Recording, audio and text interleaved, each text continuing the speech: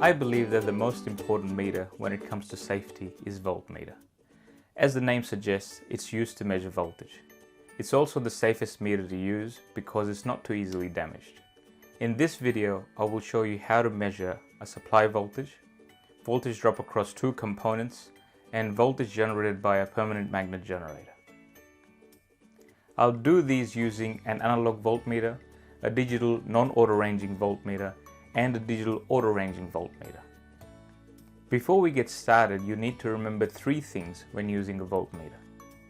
First is to identify whether you're measuring AC or DC and make a selection appropriately. Second, always stay below the maximum rated voltage of the meter. And the third, voltmeter connection is always between 2 points. Let's get started. Let's measure supply voltage of this power supply using all three different voltmeters. We'll start with the analog voltmeter. Since this is DC voltage, we'll be in DC volts range. Always start with the highest voltage range possible. So in this case, 1000 volts is the highest, so that's where I will set my meter at. Now that my meter is set to the highest voltage, I'm going to connect these probes to the supply. Positive goes to positive, positive goes to red, and the negative goes to black. At this stage, the power supply is off, so we're not getting any reading, so let's turn this on. And when we do, there is a very slight deflection, and it's quite negligible because we're trying to measure 12 volts at the range of 1000 volts. So let's drop it down one by one and see how that changes. Okay, now we're getting something. So at this scale where we're seeing 0, 10, 20, 30, 40, 50, we can see how our measurement is showing about 12 volts, which is about right over there. Let's measure the same supply voltage with a digital non-auto-ranging voltmeter. Now we're set at AC volts at the moment, and we need to change that to DC. We'll start with the highest range, 600 volts. Connect this in the same way. Red goes to red, black goes to black.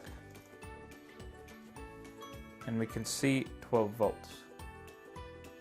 Now we are at a very high scale, so we can drop that down. Now this is giving us the most accurate reading, 12.21 volts. Let's measure the supply voltage with a digital auto-ranging voltmeter. We're already set up at volts, and this has an option of AC and DC both. As you can see, we are set to DC at the moment. So let's measure our voltage. And we're getting 12.2 here as well, which is quite similar to what we had earlier. Now we have connected a circuit with this variable resistor in series with this lamp, which will allow us to control the brightness of this lamp through this. So let's have a look at how the circuit will work first. So we've set it up to 20 volts, and this is the brightness of the lamp, which is the brightest at the moment. As I increase the resistance using the variable resistor, you can see how the lamp brightness is decreasing. What we need to do is we need to test the voltage across the lamp and the potentiometer here, or the variable resistor here, as this value is changing, and to see if the voltage will change. Starting with our analog meter, we know that the maximum voltage there is 20, so we've set this up at 50, so we should be okay. Let's start by measuring the voltage across the lamp first. Red goes to the positive side and black goes to the negative side. As we turn this on, we can see how our voltage is just less than 20 volts. And as I increase the resistance of this resistor, see what happens. The voltage is dropping, and at the same time the lamp brightness is dropping as well. At this stage I'm at the maximum resistance, and you can see it's just around 1 volt or maybe even less. Let's change that voltmeter to measuring the voltage across the variable resistor. And across that we've got around 18 volts. And as I decrease the resistance, the voltage across the variable resistor also decreases, and the brightness of the lamp increases. Let's do the same test with a digital non-auto-ranging multimeter, measuring the voltage across the lamp first at 19.92. As I increase the resistance, the voltage across the lamp decreases and the brightness decreases as well. And at its maximum resistance, we get about 1.8, 1.7 volts across the lamp. That's why it's not working. Let's measure the voltage across the variable resistor at the same time. We're getting about 18.4. As we decrease the resistance on the variable resistor, you can see how the voltage is also decreasing, which means the voltage is increasing here and the brightness is increasing as well.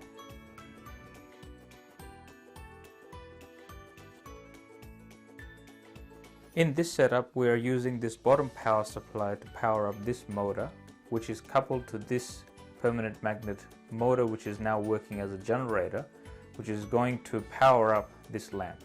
So as this motor runs, this will generate voltage which will power up this lamp. And our task is to measure voltage across this generator here and see how that changes as the speed of this motor changes. So let's turn it on first and see what happens. Let's measure the same output using a digital auto-ranging voltmeter.